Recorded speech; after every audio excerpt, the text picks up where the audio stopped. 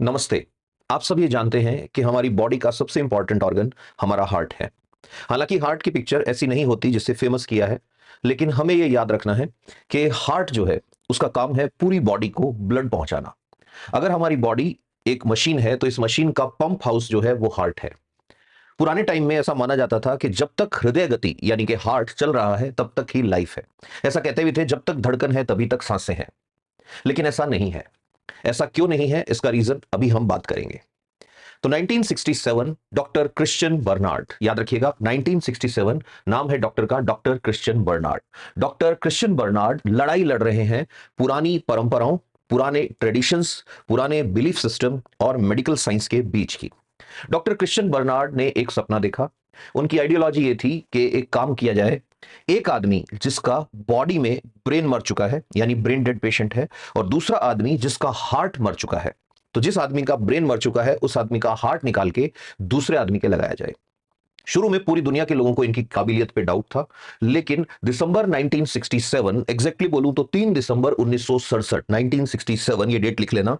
ये वो दिन था जिस दिन डॉक्टर क्रिश्चियन बर्नार्ड ने एक पेशेंट का हार्ट निकाल के दूसरे पेशेंट में लगाया। और जब ये हार्ट इन्होंने निकाल के लगाया तो ना सिर्फ इस हार्ट ने उस दूसरे पेशेंट की बॉडी के अंदर ब्लड पंप किया, बल्कि काफी टाइम तक उस पेशेंट को जिंदा रखा। ये एक क्रांति थी, या मैं यूं कहूं कि परंपराओं को तोड़ने वाला एक बहुत ही जबरदस्त अचीवमेंट था साइंस का, जिसने साइंस को यह काबिलियत दिलवाई कि हम एक बॉडी से हार्ट जैसी चीज को निकालकर दूसरी बॉडी में लगाने का सोच ही नहीं सकते, बल्कि करके दिखा भी सकते हैं। अब कुछ सवाल उठते हैं। पहला सवाल जो आपसे पूछा जाएगा कि ये ट्रांसप्लांट कहां पर हुआ, तो आपको याद रखना है ये साउथ अफ्रीका की बात है। South Africa. साउथ अफ्रीका में हॉस्पिटल है, और हॉस्पिटल का नाम है, आपको याद रखना है, गूट शूर हॉस्पिटल। केप टाउन एक जगह है, वहीं पे यह हुआ था, गूट शूर हॉस्पिटल।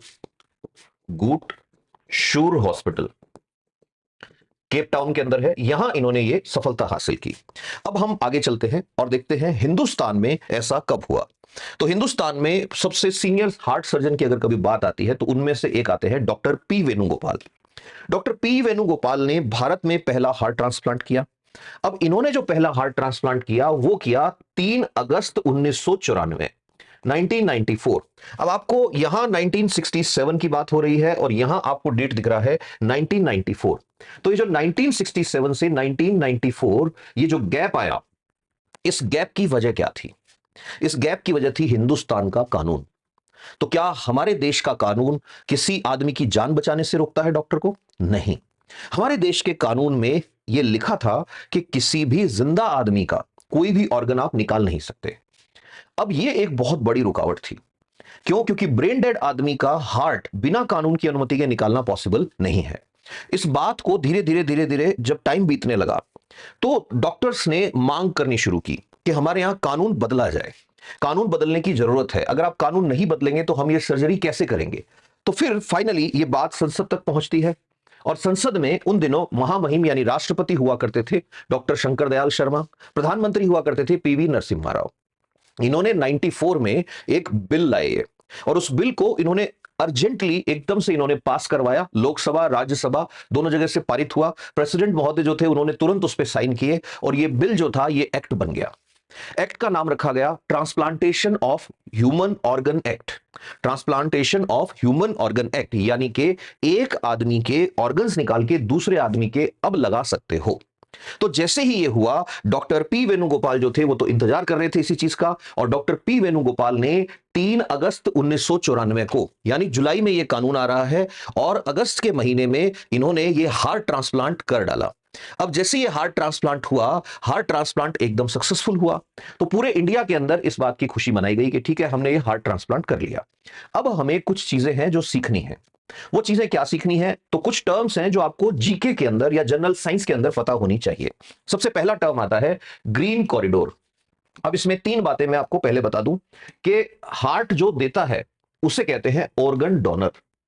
अब जो ऑर्गन डोनेशन करेगा उसकी बॉडी के कुछ टेस्ट किए जाते हैं। सबसे पहला टेस्ट क्या किया जाता है? सबसे पहला टेस्ट किया जाता है उसका ब्लड ग्रुप। दूसरा टेस्ट उसका किया जाता है आरएच एंटीजन टेस्ट, ये मैंने बताया ही था। पॉजिटिव और नेगेटिव ब्लड ग्रुप की रिएक्शन। तीसरा क्या किया जाता है, एंटीजन सेंसिटिविटी टेस्ट। इसमें यह देखते हैं कि आपने एक बॉडी का ऑर्गन निकाल के दूसरी बॉडी में लगाया, और जैसे ही आपने एक बॉडी का ऑर्गन दूसरी बॉडी में लगाया, कहीं ऐसा तो नहीं कि उस बॉडी की एंटीबॉडीज ने इस पे अटैक कर दिया, और अगर ऐसा हो गया तो वो आपकी सारी मेहनत खा जाएगा, उस पेशेंट को आप बचा नहीं पाओगे। तो अब आपको कुछ टेस्ट और करने पड़ेंगे। फॉर एग्जांपल आपको ये देखना पड़ेगा कि क्रॉस मैच, इसको बोलते हैं क्रॉस मैच, इसको मैं ऐसे कह सकता हूं क्रॉस मैच। कि क्रॉस मैच क्या है, कि बस ये देखना है कि जब इस हार्ट को इस बॉडी से निकाल के दूसरे में लगाया जाएगा तो क्या होगा। अब हार्ट ट्रांसप्लांट करना उतना आसान है नहीं जितना लगता है, क्योंकि हो सकता है जो ब्रेन डेड पेशेंट है वो दिल्ली में हो, और जिस आदमी को हार्ट लगना है वो आदमी चेन्नई में हो। तो एक बॉडी से हार्ट को निकाल के, धड़कते हुए हार्ट को निकाल के, मैं ये कहूंगा उसे धड़कता हुआ रखते हुए आपको चेन्नई तक ले जाना है, और वहां ले जाके उस आदमी की बॉडी में आपने उसको लगाना है। तो ये बड़ी चैलेंजिंग टास्क होती है। तो अब हम बात करेंगे कि इसको किस तरह से ये इसको पूरा करते हैं। तो यहां एक वर्ड आया था ग्रीन कॉरिडोर। तो ग्रीन कॉरिडोर क्या होता है, जब एक जगह से दूसरी जगह तक हार्ट को ले जाना होता है तो एडमिनिस्ट्रेशन की हेल्प से रास्ते को एकदम खाली करवा दिया जाता है, ताकि कोई ट्रैफिक नहीं हो, कोई वहां पे टोल वाला उनको नहीं रोके। इसको कहते हैं ग्रीन कॉरिडोर। अब बात आती है कि हार्ट ट्रांसप्लांट जब होगा किसी का, एक आदमी का हार्ट जब आप दूसरे आदमी की बॉडी में ट्रांसफर करोगे तो उसमें घंटों लग जाएंगे, और वो जो घंटों लग जाएंगे 4 से 6 घंटे का टाइम लग जाएगा। अब 4 से 6 घंटे तक आप हार्ट को जिंदा कैसे रखोगे। ये एक आदमी है,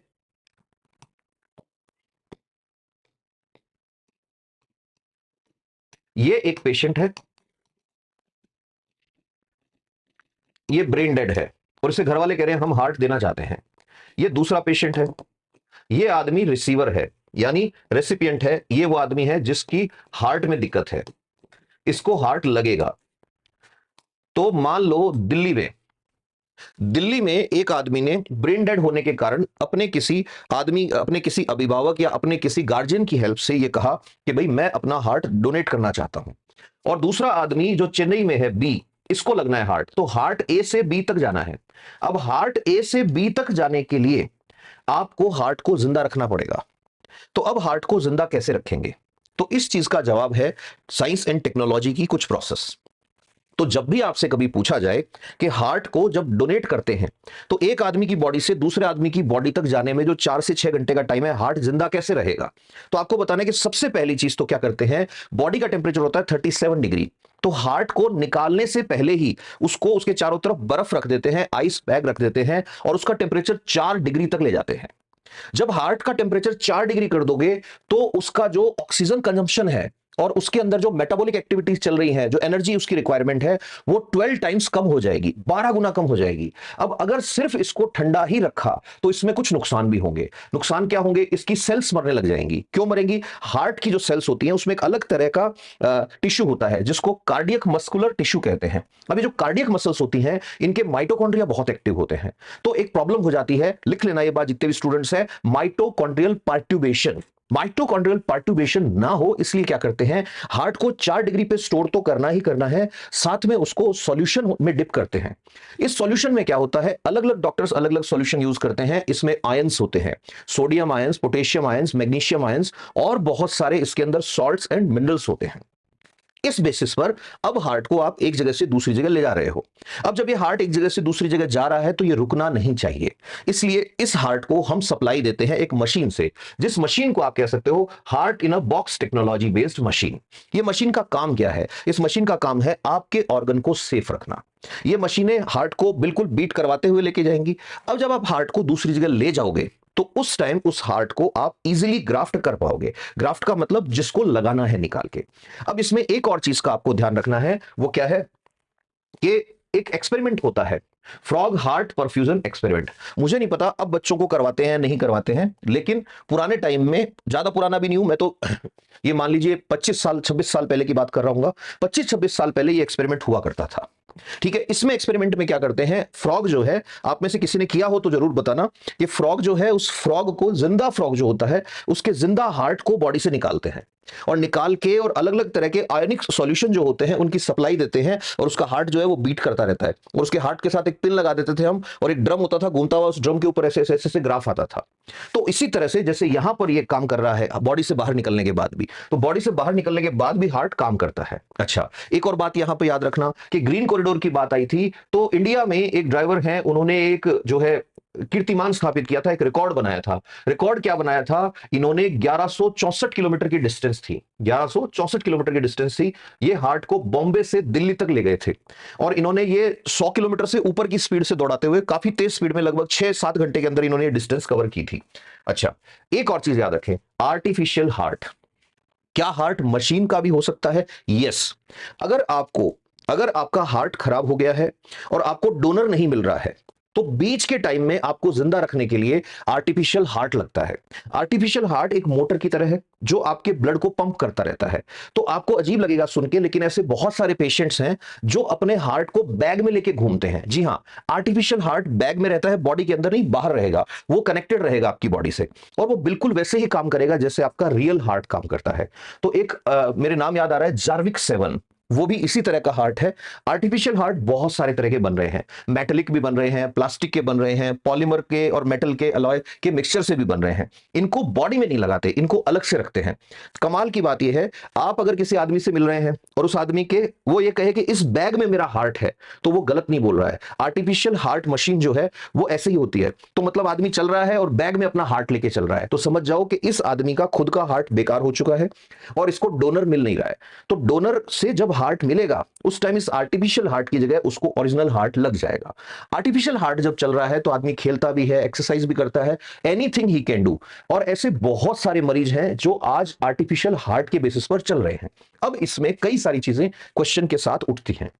तो जो बच्चे आईएएस मेंस की प्रिपरेशन कर रहे हैं उनके लिए यहां पे बड़ा अच्छा क्वेश्चन मिलता है। इन सारे पॉइंट्स को मिलाकर आप एक क्वेश्चन लिख सकते हैं और वो क्वेश्चन क्या होगा? क्वेश्चन ये होगा कि अंगदान और अंग प्रत्यारोपण 3 समस्याओं से ग्रसित हैं। नंबर वन यहां पर अधिकांश लोगों को इस बारे में आज भी अवेयरनेस की कमी है, जागरूकता की कमी है। नंबर 2, आपको यह बताना है कि कानून इस तरह का कोई है नहीं जो ये डिसाइड करे कि किस आदमी को अंग पहले लगेगा। और नंबर 3, सबसे बड़ा क्वेश्चन जो आता है, क्या सरकारी स्वास्थ्य योजनाएं, गवर्नमेंट हेल्थ स्कीम्स इनको कवर करती हैं क्या? तो ये थी आज की इंपॉर्टेंट बातें। Thank you, God bless you. Hopefully अब आपसे क्वेश्चन पूछे, आर्टिफिशियल हार्ट क्या होता है, हार्ट ट्रांसप्लांट कैसे करते हैं, बहुत सारी चीजें आपने सीखी होंगी। Thank you, love you all.